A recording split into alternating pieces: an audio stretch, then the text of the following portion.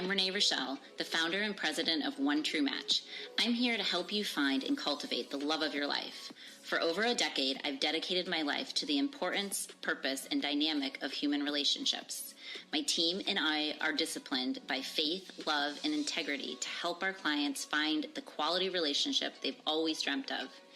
Each week, I will be sharing the tools and tips I've learned that have rooted my success as a matchmaker with other leaders around the world.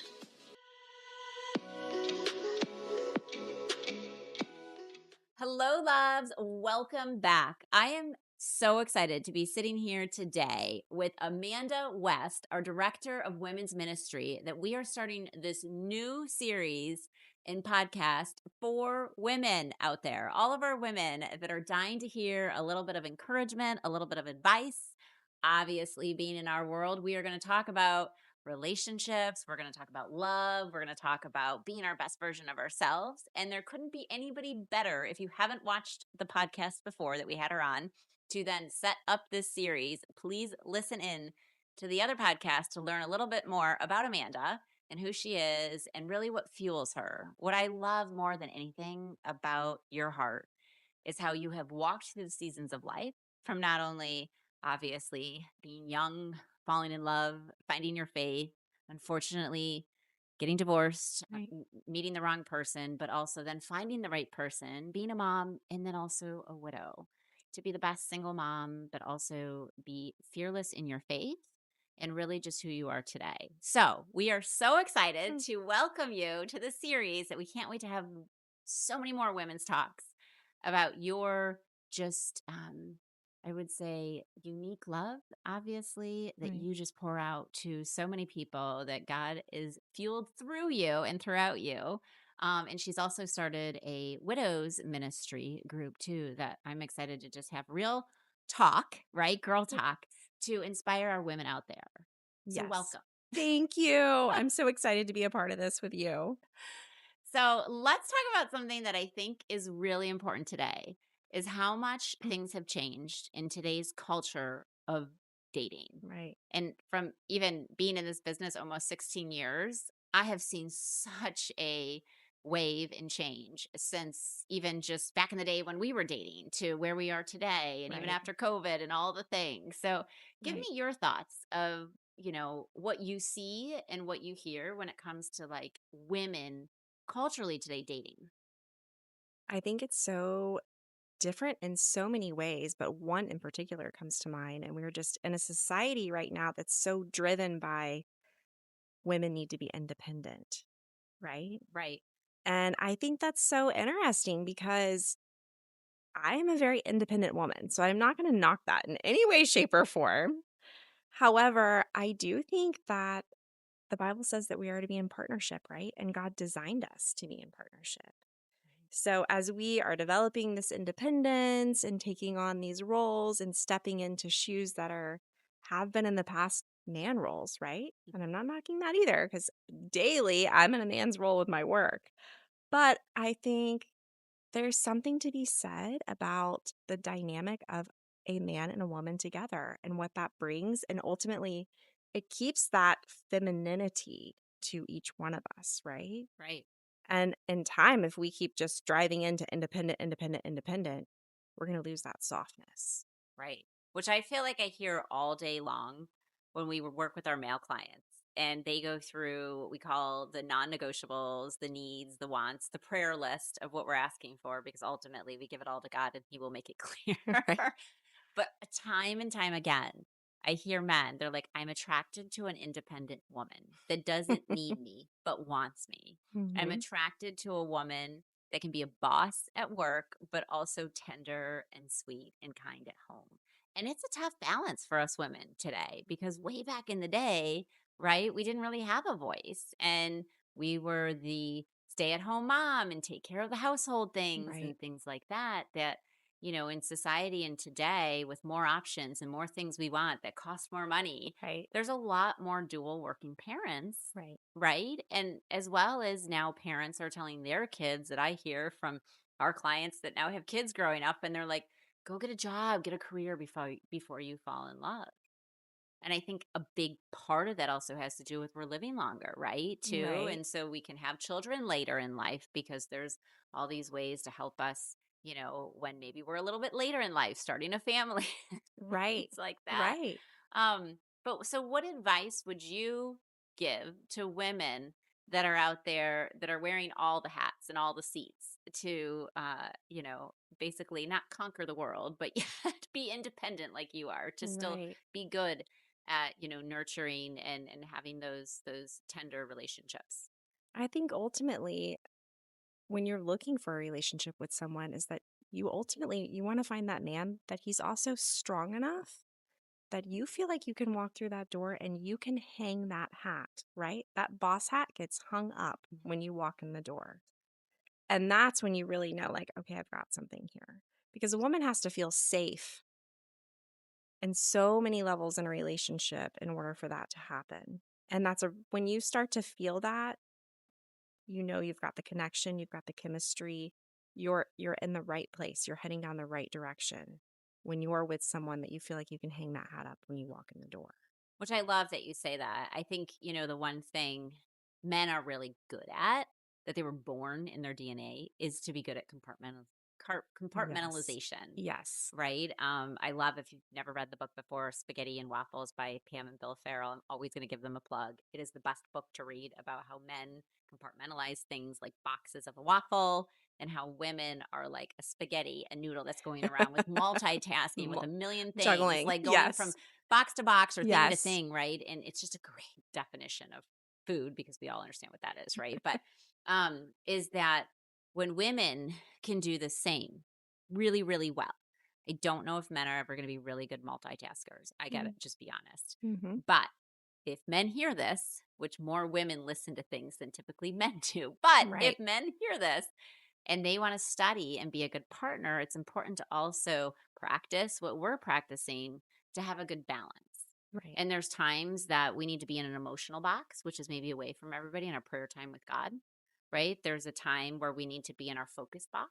Mm-hmm. And men do a really good job at compartmentalizing and staying in one lane at a time, is how they get things focused. And so I love that you give that example of like hang your hat to also then be a wife. I think we have to also manage a few extra details, right? Because a man Yes.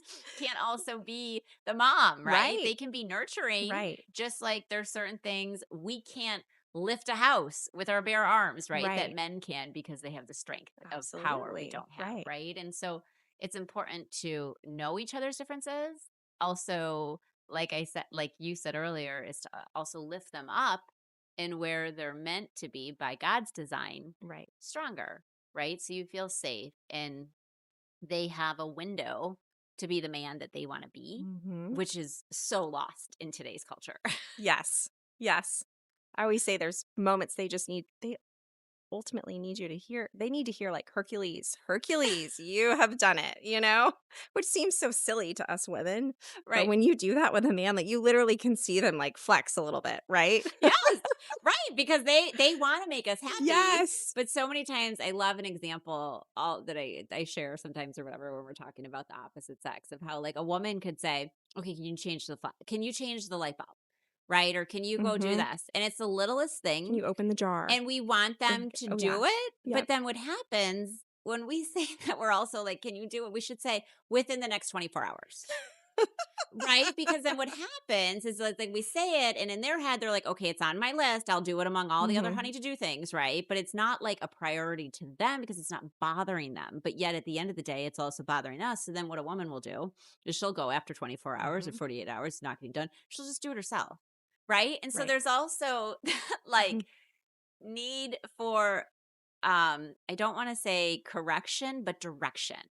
So all day long, I don't mean this in a bad way. I mean this in a very positive way to Right. all of my men out there. But I'm like, men are really simple. Just be very direct in a loving way what you need, and they will follow. Yes. Whereas Yes. for women, Yep. I love emotions and how we have feelings and all these other things. Sometimes we're a little bit confusing. The Yes. way that we're hopeful or have an expectation in our head that we never share, which can be super challenging to anybody that's circling around us because they're not in our head. Right. And I think men ultimately with scenarios like that, They don't want to be nagged. Right. So Nobody wants to be sometimes nagged. to just say that to them, I don't want to nag you. So I'll only ask twice. And if it's not done by then I'm going to feel like I'm nagging you. So I'm going to find a different route to get it done. Right, which is pretty direct, I think, in Right? that regards. And sharing, like, you know what, I love you. And I love how when I ask you to do something, you do it because it Right. matters to me. Because by the time I came to you, it's already been bugging me for a couple of weeks and I've Right. not had time to do it. So do you mind? Right. Right. And then it's like after they do it to make sure that we give the confirmation. Yes. You're amazing. I love you. Thank you. Right. Because Yes. then they're going to want to do Yes. something again, opposed to Yes. like, I'm always nagged about this. And then Right. that turns into like, oh my Right. gosh, something else that they want or something else they have to do. And Right. And so, it's the same for us too. I mean, how amazing is it when we hear, "Oh, you're such a good mom. Thank you for covering all the things you cover." It's the same. We just have to figure out the language to speak to them because it's a little bit different yes, than the way we like to hear it, that is right? so true. That is so true. So what have you found among the women that you are mentoring and speaking into life, whether it be widowed or just divorced or just friends, that is what they struggle with when it comes to either dating or even in their marriages or whatever it is that you can encourage women on? I think the thing that I hear the most is that they struggle with men being consistent, Okay. especially in the dating world, Okay. right? Like they're here and then they're not. They text and then they don't. Ultimately, a woman wants consistency. So I think to say that, like clarity and communication right from the beginning. If a man knows what your expectations are, it's much easier for him to provide the expectations and to hit that, right? And I think that's just such a big thing. Communicate, communicate, communicate from the beginning. Don't hold back. Make sure you say it in a loving, nice, kind way, right? Presentation is Yes. everything. However, you just have to get it out there. Keep that bar held high. You know what you deserve. However, you have to communicate with what your expectations are in return. Which I agree. That really goes down to also in the beginning, what we're so attracted to somebody in is the life that they have. Right. And so what happens, especially as you know, right, when you start dating somebody, all you want to do is spend every minute together, which is Right. great. Right. Your strong friends, your true friends will be the ones that for the next 3 to 6 months, they won't see you. Like it's all part of the dating. Right. Right. Phase. That is if you find somebody that you are Right. consistently dating as you're talking about, right? And becoming exclusive with. But um, I think through that too is then what I start to see with couples, even the ones that we introduce, is then they kind of start to like after 6 or 8 months, they start to kind of almost be not gun shy, but they're like, oh my gosh, I've lost a piece of me. Because now they're trying to do everything together, but no longer are they doing pickleball. No longer are they Right. golfing. No longer are they going to do whatever other activities they used to do independently, which is exactly what they were attracted to. Right. And they kind of get lost along the journey, time, years, whatever go by. Mm-hmm. Um, that it's important in the beginning to still maintain the consistency of what you do, but also still add somebody else into your life so that you don't lose that by setting, little boundaries and Right. having that you time. I think the one thing that gets lost a lot in women is to have just that set aside time just for you, yourself, and Right. God, Right. because we're doing it all.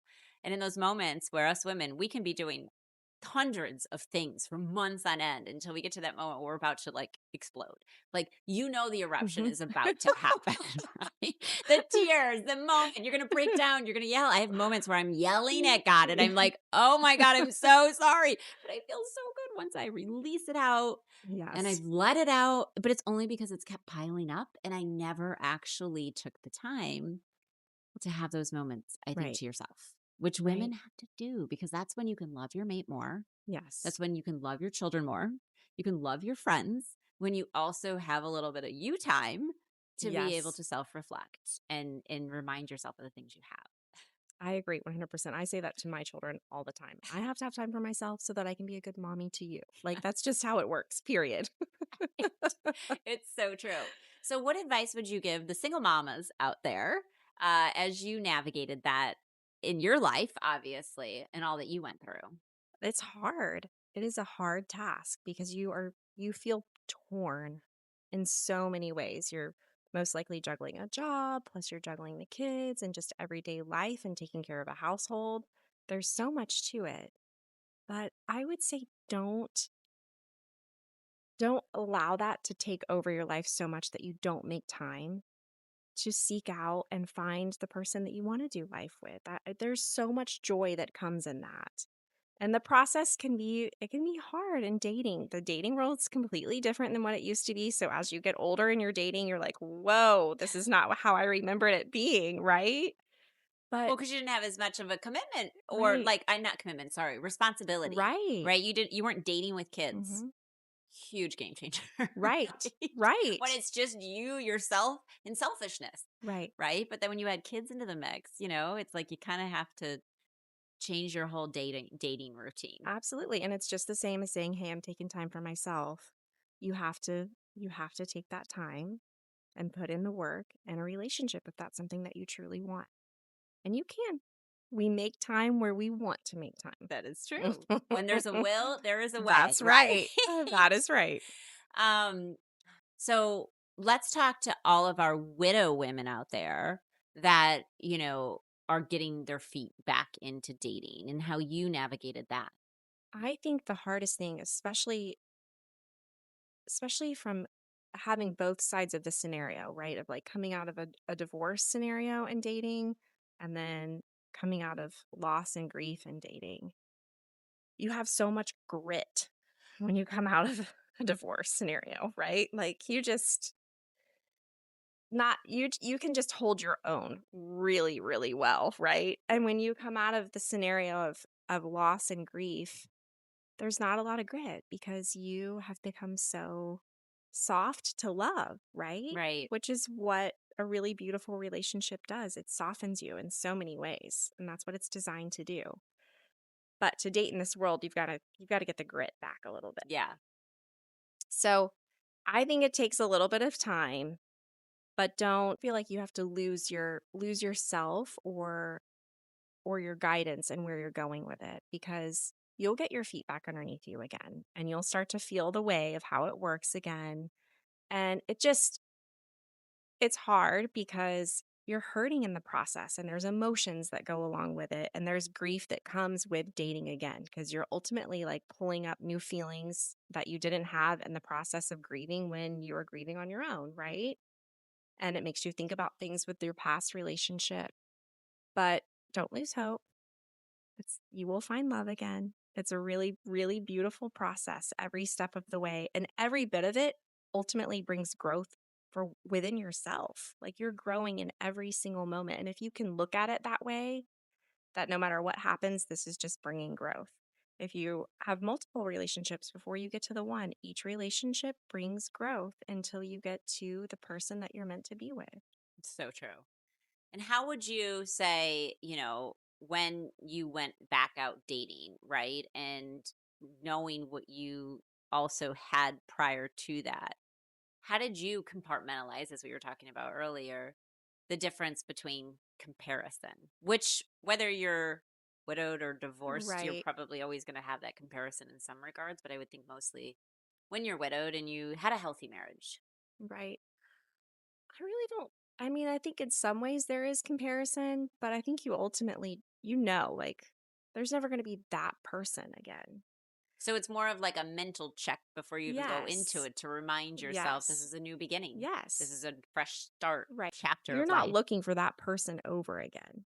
But ultimately, what you need to think about is, what is my bar? What do I feel like I deserve? Just the same way you were when you went into that relationship. Where was your bar? What did you feel like you deserved? What did you look for? That needs to be the thought process again, right? And don't I think often women kind of feel like they have to lower their bar because our culture is so different from what it used to be. But don't lower the bar. There are there are really good jewels out there. Like you just have It's to true. yes. Obviously, come to One Yes. True Match if you have not found them yet, because we have the hidden gems. However, I do also say, as she's saying, hold your ground or your bar high. But when we say that, I also feel like that's mostly on the morals, values, beliefs, and big, like the principles Yes. more than what so many people come to us and are like, okay, find me somebody attractive. And I'm like, what? What? What does attraction exactly look like to you? And you do understand the other person has to be attracted back to you, right? And I Right. don't mean that in a harsh way, but I also say I think there's too many people that fall in love and lust and a feeling instead of the long term also commitment is how will they treat you, right? How will they show up for you? How will they be invested in you? How are you invested back in them? How are you nurturing and loving this relationship that people just date with like their rose colored Right. glasses on, Right. and they don't think about the, I don't mean to say the end result, but right, it's the circle of life. We all have Right. our time. What do you want to look back at if you were to start at the end, right, and look back at your life? Does it look like just fairy tale pictures, but you fight all the time? Or does it actually look like this loving relationship that you grow together, that it's the fairy tale and true love? Right. I just said this to a group of women the other day that from the time that we're a little girl, we have this picture frame in our mind of what our life is supposed to look like Mm-hmm. and what those people inside that picture frame is supposed to look It's so like. true. And that's not it at all. It's not. And God loves to make us laugh. When he shows us, that's not it. It's so funny. I'll share this story. Before I met Paul, my boss said to me I was going on a girls' trip when I met him, and the trip was in Virginia Beach at a surfing contest, which I don't surf. And she goes, "Don't go marry a surfer." And I said, "That will never happen." Of course. And look what happened. So ultimately, it's just let God put what's supposed to be in that frame. You hold the frame and just have open heart and open mind, Yeah. and just he will put what is supposed to be in that frame for you, and it will exceed any expectations you can ever imagine. It's so true. I give this example all the time of like I wake up every day with a whiteboard and it's either wiped cleaned every night because God is like, no to all of these options. Or I wake up in the morning and there's still little notes that I wrote throughout the Mhm. day. And then it's like I add on to it and it allows me to keep adding on and adding on and adding on. And then it creates something so much bigger. But it was with an open mind Right. and it was with an idea Right. that he was blessing. Because how many times in life do we wonder, like, why isn't this happening? Why is this taking so long? Why is this so difficult? Why? Whoa, whoa, whoa, it's Right. me. And it's like instead of putting the pity on you, start turning to God and looking at everything that is on you as an opportunity that will grow into something that He wants to point you in the right direction that won't make sense to you today, which I love your picture frame or the whiteboard when I'm like, yes, I'm getting an inch. Yes. I'm going to take a mile. Like, let's Yes. see how many more miles I can go with God. And Yes. then He'll be like, yeah, you're going to take a hard left turn right now. And it's like, no. And then you go back and the board is white and you start, but yet it gave you the little bit of nuggets or the stepping Mhm. stones to get you to see something so different. And so when we're in our own world, only seeing what we see, and we have the culture of what people believe we should be, that is like the dangerous slope to ever ski down. Yes. Yes. I think it's so important too to really be careful who you're talking with, who you're sharing Yes. with about your dating life, right? Like, Yeah.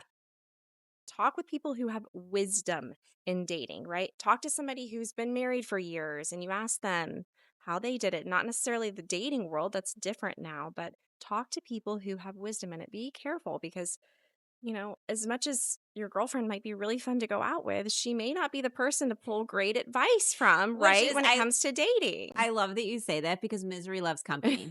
So in my younger years, my 20s, whatever, in Orlando, I remember my girlfriend and I, which are super close today, still to this day, but misery loved company.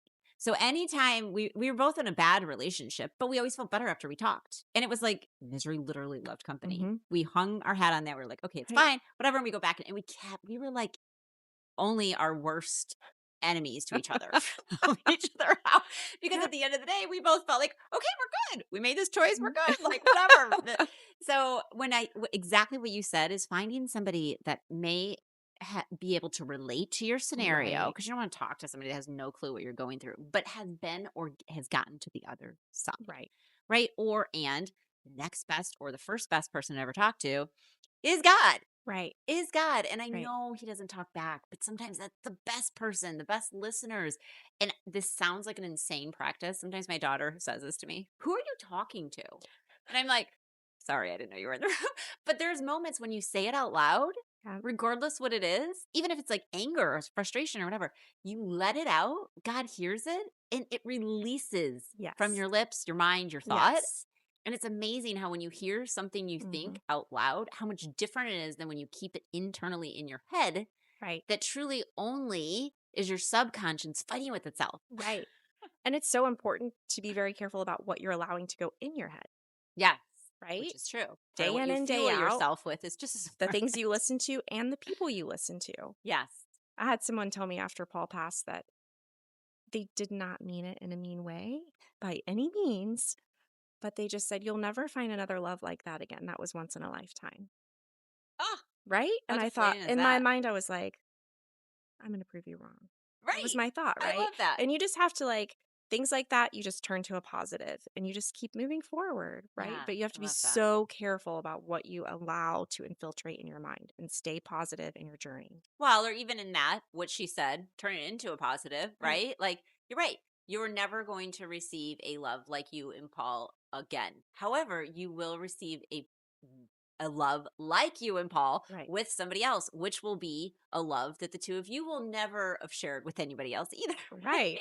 So it's all in perspective, right? Right. How you receive it, who you surround yourself Mm-hmm. around, which is huge, right? And then also how you then share that out. Right. So I am so excited to have you be a part of our podcast, as well as speaking into our women listeners to inspire them, to encourage them. If you would like to learn more about Amanda West and all that she's doing, if you're grieving, if you've been through divorce, if you're a single mom, we are going to do so many more talks like this. So please write in, share your thoughts, share your questions, and we would love to talk about that on any upcoming podcasts we have, or she can even also write in and share, and I will as well.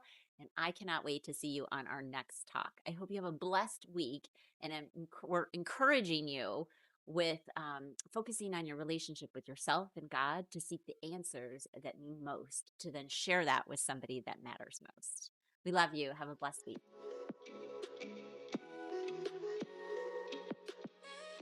It's been another great talk on this episode of One True Talks by Renee Rochelle.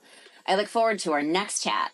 Please write in your questions and comments so I can be sure to talk about whatever it is you want to discuss in our next upcoming episode. Lots of love. God bless. XOXO.